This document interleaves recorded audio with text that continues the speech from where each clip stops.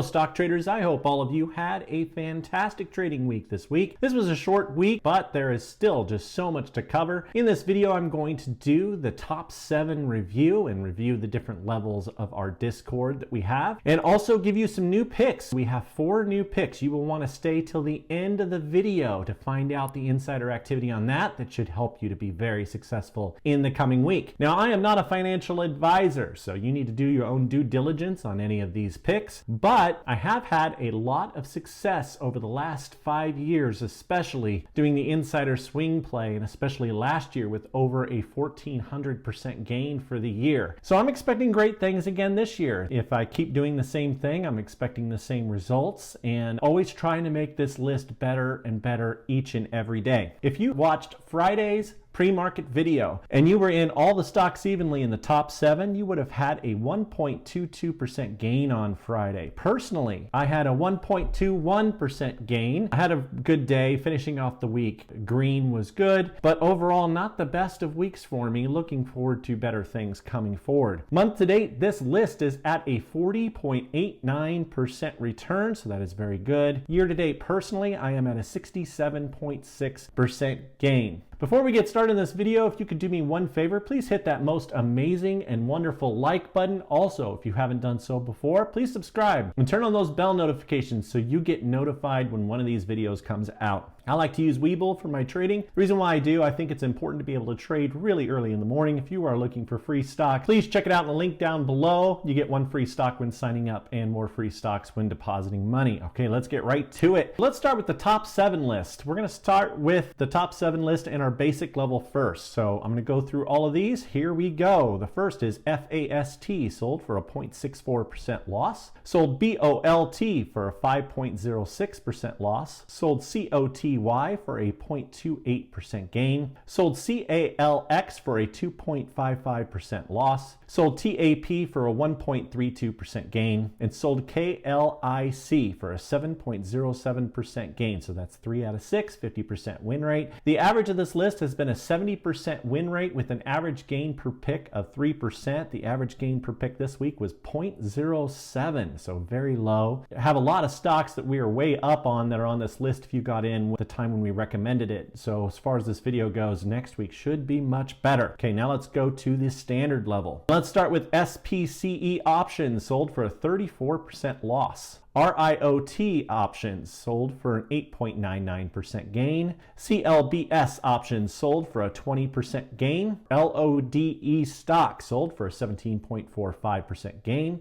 USWS sold for a 17.06% gain. LODE options sold for a 59% loss. HITIF stock sold for a 26% loss. LPL options sold for a 54% gain. CLBS sold for a 14.57% gain. DFFN sold for a 36.41% gain. MKD sold for a 2.7% gain. LODE sold for a 39% loss. MARA options sold for a 58% loss. That was a painful one. DPW sold for an 8.58% loss. HOL sold for a 5.83% gain, and DPW sold for a 55% loss. That was options. Now, if you've been watching these videos in the past, you've been noticing that the standard level has done really, really well. Well, not this week. 9 out of 16, 56% win rate, 6.41% loss per pick. So it was a very bad week for that. Options did not do well. Okay, now let's cover our premium room. In our premium room,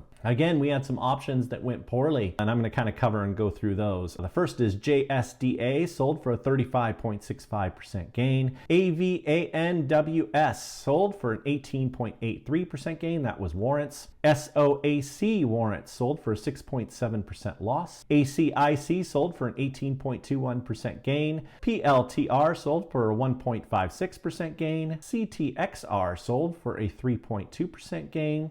SPRQWS sold for a 4.85% gain. SOAC sold for a 0.53% gain. FSLY sold for a 96% loss. Okay, so this was an earnings run-up play that I had an option to sell it right before the earnings, which is typically what I would have done for an 80% loss. I felt like it was worth it for me to just kind of hold through. Well, it wasn't worth it. It went down to a 96% loss by the time we were done. Sold NIO for a 0.34% gain and sold HSTO for an 11% loss. So that was 8 out of 11 positive. That was a 72.7 win rate. But because of the big losses in some of those options, had a 2.77% loss per pick. Now, last week we had a 21% gain per pick. So this was an off week definitely for it, but I'm looking forward to this next coming week. Should do a lot better. Now, if you want early access to any of these picks, whether it be our basic level, standard, or premium, you need to be a member of our Patreon group. I also give guidance of when I sell. If you're always curious, I don't know when to sell. Well, I can help you with that. And it's one of those things, at least you can watch me and watch what I do. I'm not a financial advisor, but you can watch what I do and develop your own strategy off of that. All right.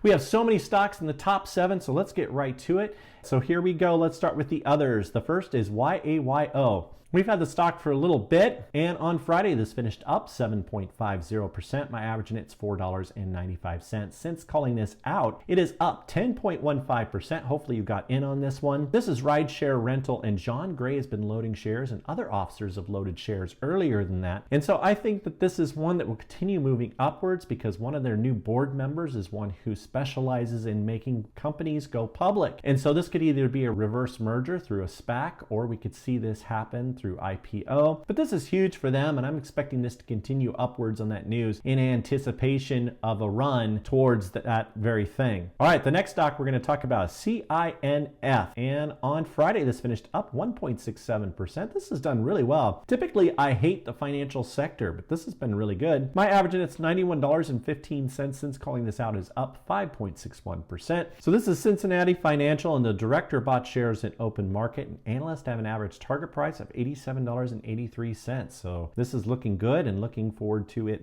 continuing next week. The next that's not in the top 7, but I've been covering, is KMPR. This is Kemper. On Friday, this finished up 0.03%. My average in it is $73.67. Since calling this out, it is up 0.77%. And George Cochran, director, purchased shares multiple times. Analysts have an average target price of $88.25. So there is some upside here, and I'm expecting this one to continue to do well. All right, the next that's not in the top 7 but is a good stock that we've been covering, and that's HOFV. This is Hall of Fame Resorts, and on Friday this finished up 1.89%. My average in it is $2.75. Since calling this out, it is down 1.82%, but is doing very well. But 3 directors, the CFO and a CEO, bought shares during the last offering, which I found very bullish, and so this should start to react. It hasn't yet, but I'm expecting good things. All right, number 7. So finally to our number 7. Number 7 is ONTX. This is Oncova Therapeutics, and on Friday this finished down 7.1%. My average in it's $1.51. Since calling this out, it is up 12.58%, and in after hours this is really racing upwards. But 2 directors, the CEO and the CFO, and even their lawyer, bought shares in the recent share offering that they had. So that shows a lot of commitment to me. I like to see multiple officers going on a stock on an offering like that. It's better for open market. I always like open market transactions better, which this is not. But with all of those officers loading up and the high analyst target, apparently those officers agree that the price is way too low and that there's a lot of success in the company coming forward. All right, number 6 is MACK. Merrimack Pharma, and on Friday this finished even. My average in is $8.80. Since calling this out, is down 7.05%. It's one of the few insiders that is down so far. But Gary Crocker has multiple buys in open market that has been very bullish to me. Looking forward to a recovery this next week. It should bounce nicely in the levels of where it's at. Number 5 is CRVS. On Friday this finished up 0.53%. My average in it's $3.80. Since calling this out, is up 5.26%. But this is about to increase even more. More officers are constantly reporting this is another public offering now that has been announced closed, and the CEO with really nice purchase, tons of buying by different officers. Analysts have an average target price of $8.60. I think that this is really going to climb this next week and should do really, really well. That's a lot of officers buying in on the offering, and that is bullish activity for sure. Number 4, this is brand new list, and all the stocks from 4 to 1, these are brand new. So these are ones that you will want to load up on Monday. I think they are going to do very well. And the reason why I think so is because of the insider activity. And the insider activity is the news before the news. So here we go. Here are the new ones, what you've been waiting for. And this is TWO, Two Harbors is the first one. On Friday, this finished up 5.15%. My average in it, $6.78.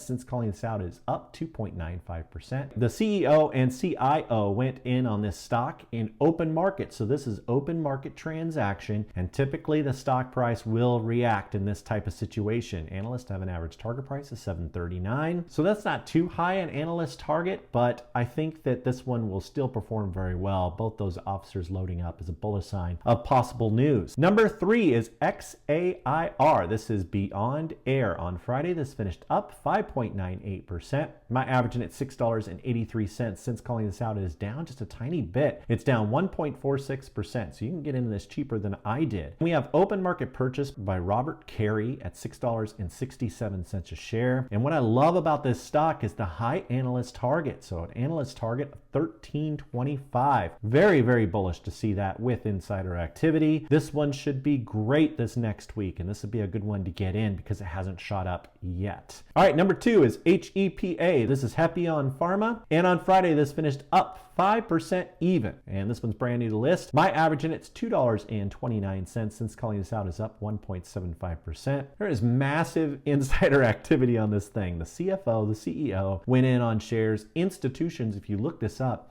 they are loading huge on this thing. Analysts have an average target price of $10 a share. That's a 500% upside, or close to, from where we're at right now. And I would sure love to see that. I think that would be fantastic. All this next week, this should be really great. This is a great one to get into. I think we will do very well on it. And number 1, and this has been some sneaky insider transactions. And that is Scopus Biopharma, SCPS. And on Friday, this finished up 5.12%. My average in it's $10.40. Since calling this out, is up 2.60%. So if you would have been a member of our Discord and you got in on it during the time when it was announced, you would have a very good average, and you would be probably up in this stock. And so that's the advantage of being part of that group. But the reason why I like it is the executive committee chairman and another chairman both purchased shares, both open market purchases. They were good size, and I think that this stock is going to do really well. Now, this one has lower volume, and what makes that tough is it's tougher to get in and get out. You're going to have to be patient to get in this. I recommend waiting until after market open, but you might wait for a small dip right after market open. Hopefully you get it. And this would be a good one to enter and kind of snipe and get in that way if you're watching free on YouTube. Analysts have an average target price of $20 a share. With the insider activity, I think that this one will do great this next week. Well, I'm wishing all of you the best. Hope all of you had a fantastic weekend, and Raythoven out.